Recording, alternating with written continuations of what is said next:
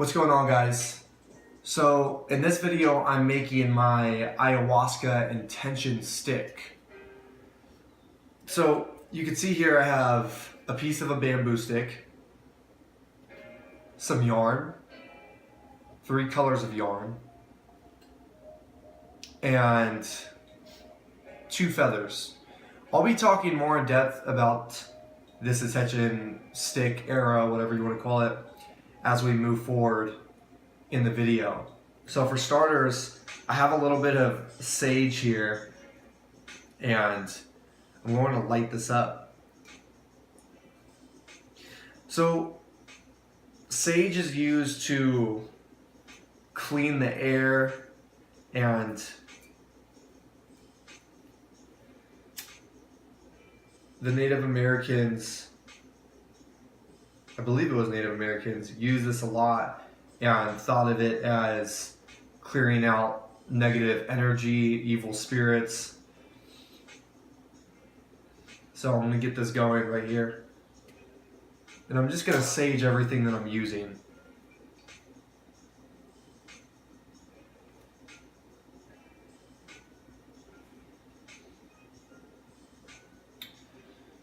So the first thing that I have to do is attach the feathers to the stick. So I'm choosing black yarn. I don't know if you know anything about the ayahuasca ceremony, but essentially a lot of it is focused on healing. Healing past traumas, opening yourself up, letting this plant work through you once you drink it. And with these arrows, it's important to know your intentions going into it. And I've been thinking about this a lot, like, what are my intentions? What are my intentions? And I'm still kind of thinking about it, to be honest. Like, I don't think they're like perfect, or I don't even know what the hell that means, but I wanted it to be something like very meaningful to my life. And this thing isn't staying. There we go. And I'm just kind of doing whatever right now. I've never done this before, so hopefully this stays in place. So essentially, these go on the end of the stick, and we're gonna try to figure out how to do this right now. So I'm thinking about just stuffing it in here, stuffing this piece in here, and then wrapping it around like this. That worked out perfect. Hopefully it just stays. Or just wrap it, wrap it, wrap it, wrap it, wrap it. So what's up with this? These 2 feathers. So you need 2 feathers, by the way, on the stick. So my grandfather gave me this red hawk feather, and a good friend of mine gave me this swan feather.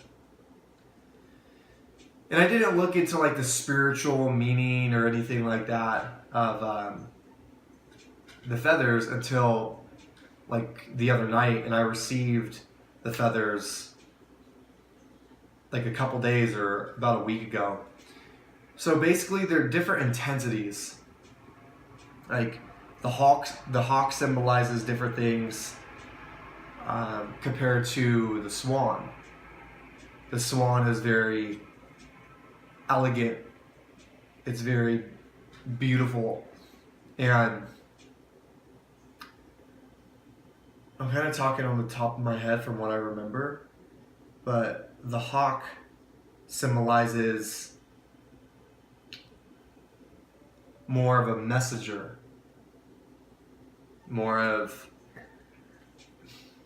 a ferocious intensity, more of an intense energy. The black yarn that you see here is a symbol for my traumas that I've been through in life, for different things that I feel that I'm holding on to, different things that I would like to release within this lifetime. I think the reason for these ceremonies, I think the reason why they're so important because they unblock your holding patterns. You know, a lot of people throw up in these ceremonies, and that was pretty frightening to me at first. But then I realized throwing up is just the manifestation of getting something out of your body that doesn't belong there. Now, I don't know if it's necessarily the drug that your body wants to reject, like, oh man, this is like terrible, let's get this out as fast as we can, or if it's more of the plant working through you and vibrating things in your pelvic floor, getting you to tense up your abdominal muscles, getting you to cry, getting you to scream, whatever it needs to do to unblock you, to get you outside of the normal paradigm in which we were placed in this world. And I think that's very important because, like, there's so many things that, like, subconsciously we think we can and can't do as men and women. I mean, I know for me, like, crying has always been hard. Like, to be able to cry and fully let go, that's really, really, you know, that's always been difficult for me. Laughing has always been a difficult thing for me as well. Like the true, like, essence of laughter has always been difficult for me. And I think that it goes hand in hand with a lot of things that we have built up throughout our life that block us from creating really beautiful, intimate relationships, from this laughter that I'm talking about, to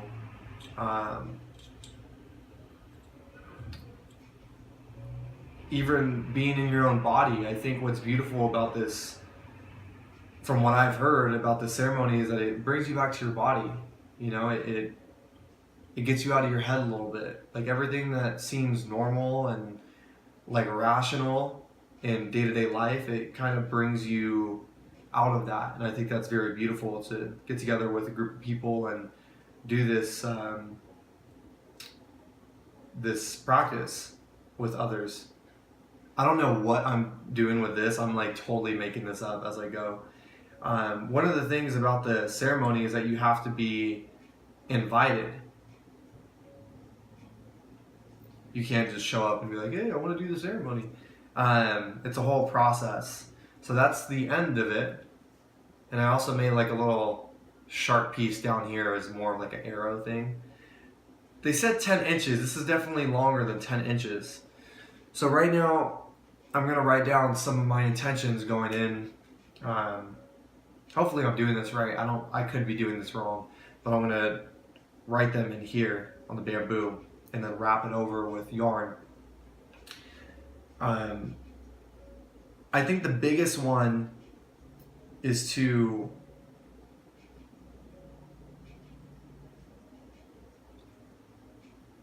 allow myself to receive.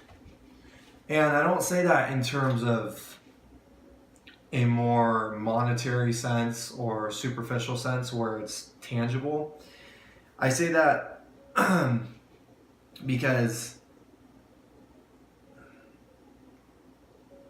I remember when my lung collapsed and I was in the hospital for like 10 days. They did a full surgery on me. I have like 3 scars on the side of my left lung because they had to go in there and stick a tube in there and fill it back up and do whatever the fuck they had to do. And one thing that was really easy for me to do was exhale. And one thing that was very difficult for me to do was inhale. I could only inhale so much before I had to exhale and push it out. And to me, that was just such a beautiful indicator of my own life and things that I have been taught, in the sense that I have a very difficult time receiving positive energy, receiving love, receiving really anything for that matter before, I think that I have to give to the point that you're running yourself into the fucking ground. Like you have no energy. They say spread too thin or whatever. I think it's easy for me to give a bunch of myself to the people that are in my life. And I would like to be on the other end of that, where it's more of a mutual reciprocation. I noticed that I push a lot of people away, especially when like things get like a little too close, or things become a little like too good, or maybe I'm a little too happy and I want to be able to receive all of these good emotions, these good feelings, and especially when that comes, with another person, or just people in general, So I think I'm going to write that down. I'm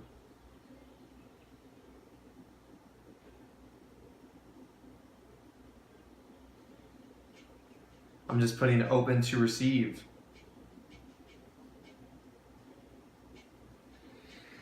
I think another one,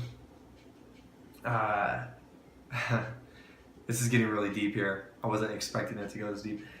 I think another one is trauma. Now, when I say trauma, I've been through a lot of shit in my young life as a child, and even as a teenager, whether it be car crash, surgery, abuse, and all of these things add up over time. And as a young man, I think you're trying to process your world and see what the world is internally. And I was given a lot of different pictures of how the world is, and it has been very difficult for me to try to decipher what is, like what the essence of love is. See, I come from a place where I saw relationships sometimes as very beautiful. Two loving people expressing each other to themselves. And then I also saw people abuse one another, fight with each other, yell at each other, shit breaking in the house. I heard, screaming. I felt so many different emotions as a young man, as a child, really, and I think this allows my mind to operate at a higher level in terms of protection. And I think that, like, I go into the world and I have like this armor up. Like, ever since I was a kid, I was like really muscular. I had a big chest, big shoulders, strong legs. I could run fast. I can lift up heavy shit, and like I had this physique of like a 20-year-old as a really, really young kid. And I think that's because I built up this armor around myself, and I became very stiff in the world that I live in, and that goes mentally and physically. And I think what I would like this medicine to do is to try to unblock some of those old holding patterns for me. And I know that this isn't the only thing. Like, a lot of people are like, yeah, this is medicine and it's going to heal me. Well, it's like, you still need to come back and put in the fucking work. Like, it's not going to do everything for you, you know what I mean? Like, it's going to show you some things. It might help you unblock some things, but you still have to come back and do the work. I'm ranting right now. So my next intention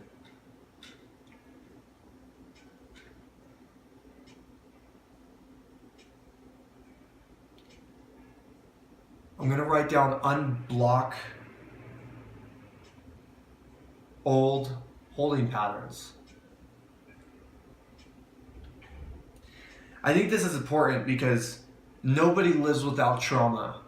I think to like say that I want to remove all trauma is fucking crazy. Like, we experience a degree of trauma in our work. We experience a degree of trauma in day-to-day life. If you're training, you know, you're working out and you're putting your body under a shit ton of stress, we receive a degree of trauma with whatever we're doing. You know, if we decide to have kids, the different events that's gonna take place after that, or if we decide to be with someone that we're in love with, or you know, anything like that. I feel like everything holds a specific form of trauma for you to deal with, which is okay. I think that's healthy to a degree, but I think to hold on to something because you feel like that's a part of your identity is kind of fucked up.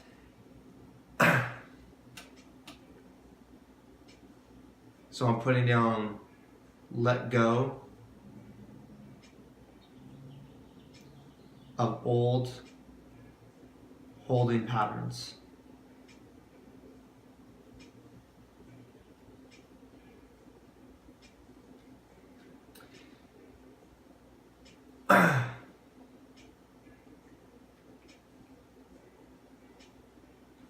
Now, I want to write a few more, and I'm going to jump into this next one. I read this book called Anger, and it's by Nhat Thich Hanh, something like that. Nhat Thich Hanh. Look it up. It's Anger, and it's more of a philosophy type book. It's pretty awesome.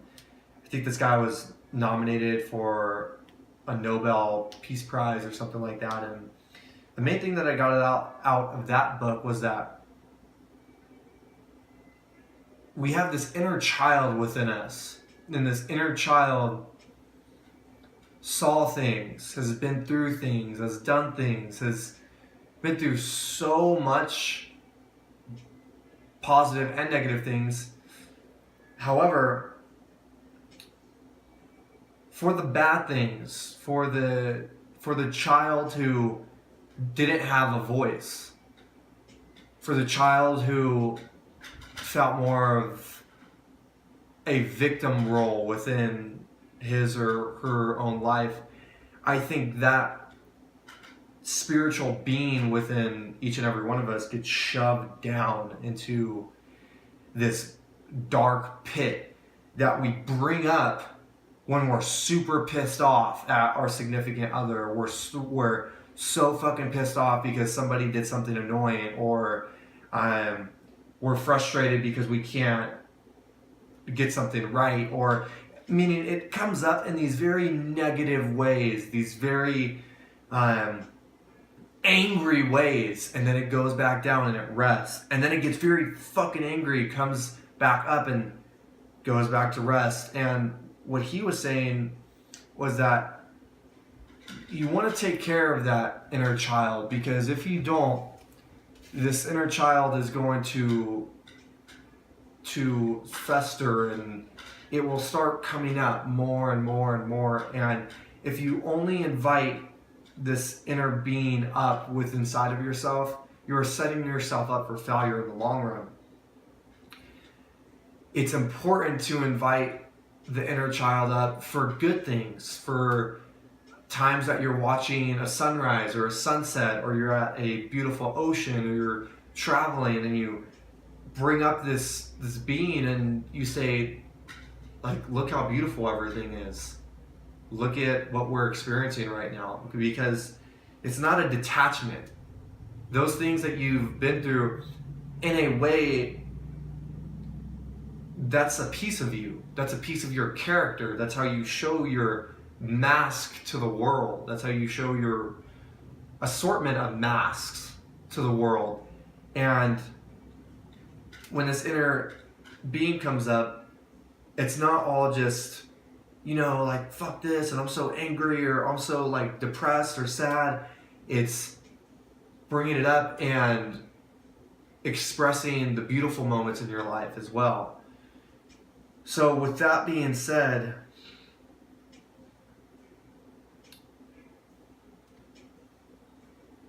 I'm going to go into a story, and in this story, it's me as a kid, and I remember a lot of times where I didn't have a voice.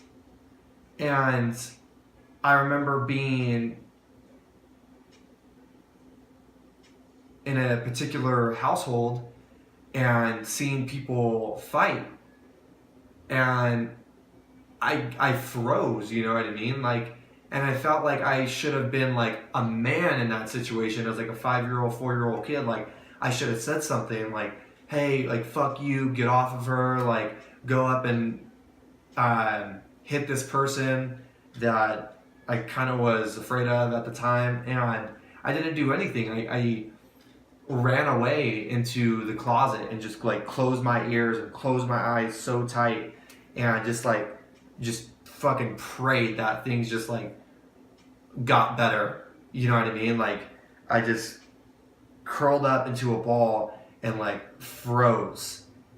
And I look back at that and I have a lot of shame as I'm growing into manhood, my manhood, and seeing things more from a man's perspective now that I'm growing older.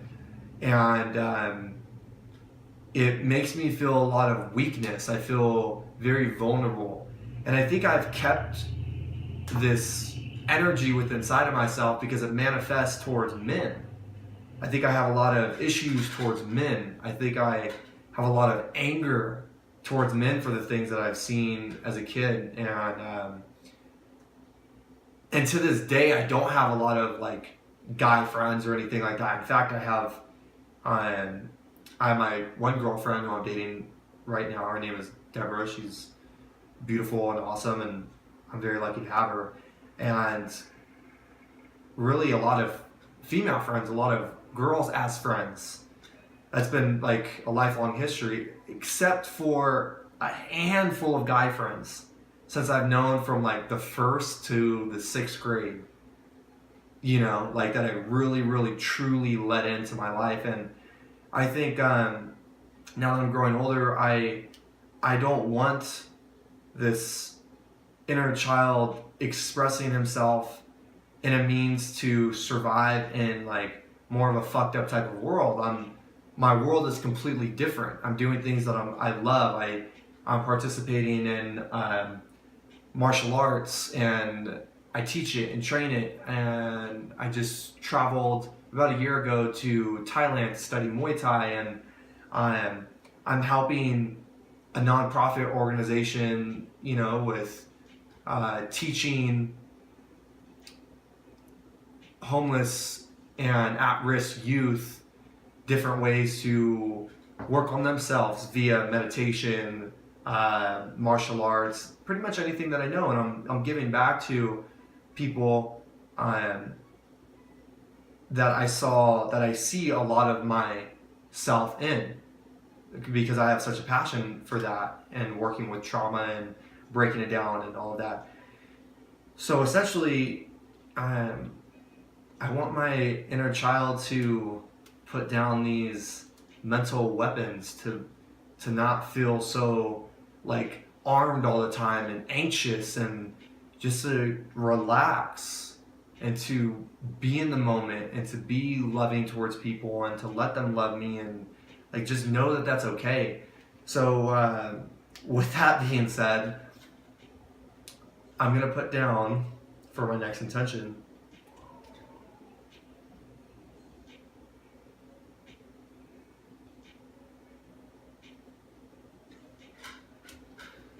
I'm going to write, love my inner child.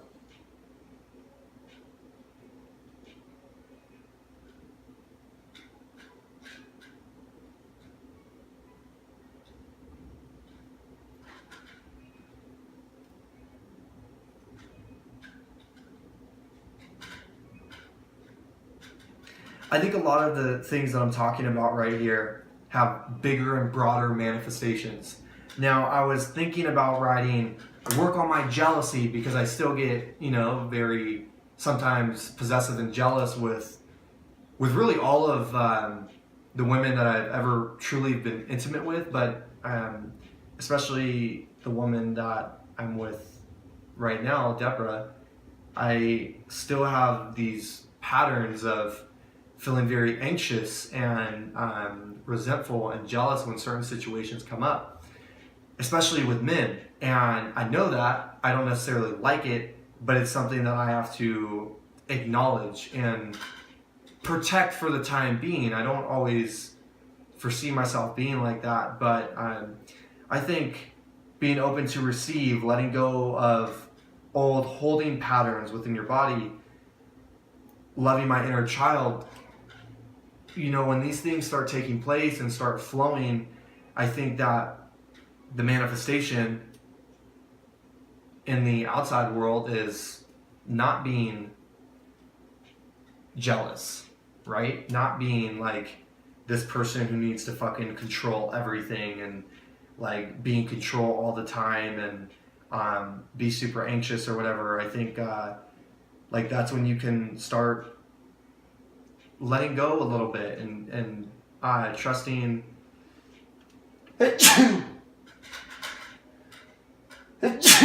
Damn. Trusting the journey a little bit more. And I think I'm going to focus on these three because they're very important to me. And there's something that just books that have been coming up about like being open and letting go and loving your inner child. Like, there's just these things and these people, books, or actual friends or mentors of mine who have been talking to me about these things. And I find them very fascinating and important. So I'm wrapping a red piece of yarn around this middle piece here. And this middle piece of red is going to represent my rage, my anger, like the fire in me that I have felt forever, like that I felt for a long, long time, and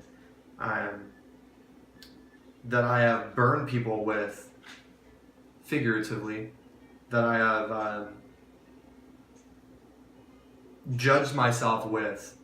And I'm wrapping this piece because I know that this ayahuasca ceremony isn't going to be easy, and a lot of these things are going to come up. A lot of my rage, a lot of my anger towards myself and other people and particular situations that I couldn't control, and the things that I couldn't say.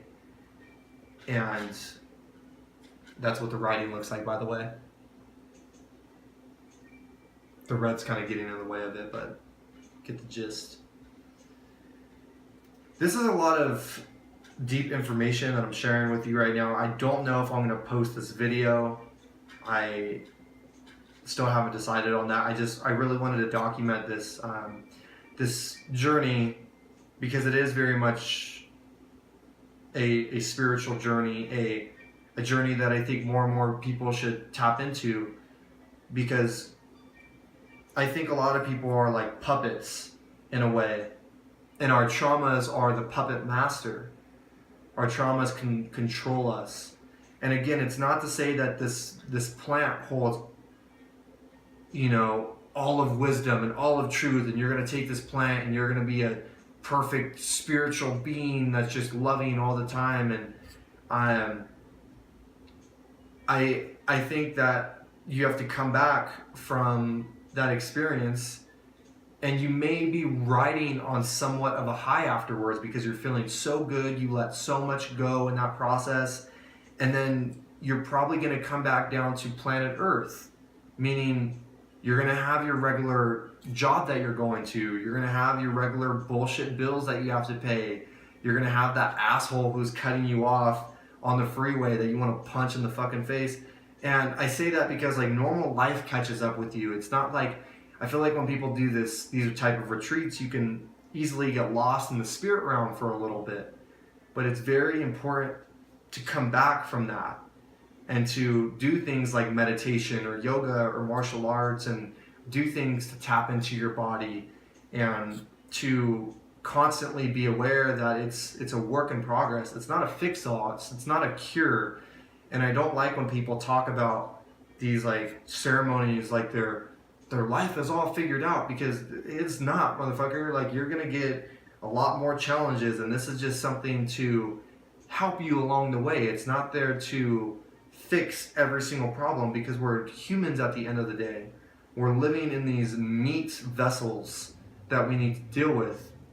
And there's something to be said for that, because as long as you're living on this physical planet, right, this physical realm, you have shit to do. You have a lot of work that you need to put in to be healthy in a world that is not ran on people being healthy. In fact, it actually, our country makes a lot of money off people being fucked up in the head, a lot of money off feeding people bullshit foods and stuffing them with pharmaceuticals. Not to say that every pharmaceutical is bad, because when I had that lung collapse, I had to take like Norcos and stuff like that, and I mean, I couldn't shit for like a week. But still, I think they're important, but to a degree. Now, this final piece is a light aqua blue color. And what this color symbolizes is the calming of the waters within my mind. Think, Bruce Lee said it right. He's like, be like water, my friends, like water. And I'm like, motherfucker, my water is like a storm right now with tidal waves and fucking, all types of crazy shit. And we are water, though. People are water. We belong to water. We belong to the elements, to the sun, to the dirt, to the wind. But right now, this past year, I've been identifying myself with the water. Meaning, like, if I've gone on any spiritual journeys or anything like that, for some reason I've been pulled to the water, pulled towards like hot springs or sensory deprivation or doing cold plunges. And it's like, in a way, my body is trying to go back and re-heal itself as if I was in the womb again, trying to rewrite some things. And that gets very deep, but it makes a lot of sense, because traumas don't just take place when you come outside of the womb. Traumas can take place when you are very much inside your mother's tummy, whether your parents were arguing a lot, whether your mother was consuming drugs, if your mother was very tense as a person, very anxiety, had a lot of anxiety, was very depressed, had a fucked up upbringing herself. Like, you are going to get a lot of that aftermath, that shock that your parent chose not to deal with. And in a way, I feel like I'm processing some stuff with that, in that regard. And this water, this piece that very much looks like water, is just here to symbolize that. Like, hey, you come from water, and you have felt very much, I used to have dreams that I was being killed by a tidal wave. I had dreams all the time as a kid. that I'd be on this rock, holding onto this rock, and I just saw this big ass tidal wave coming over me, and it just happened over and over and over. And I think in a spiritual sense, like that's how I felt in my mind. I felt like I had this like super high intensity about myself, and it just felt like this rip roaring water that never stopped, you know. And I feel like after this this retreat, it may lead to a more calmer type of water within my mind, within my body, and let things settle for a little bit. But this is it. This is my intention arrow. Thank you so much for joining me, and I might do a few more of these vlogs to show you what I'm eating, to document my experience along the way. But I hope you guys got something out of this. Shit, I know I did. That got really deep. It's like a fucking counseling session. But that is all. Thanks for joining me, guys.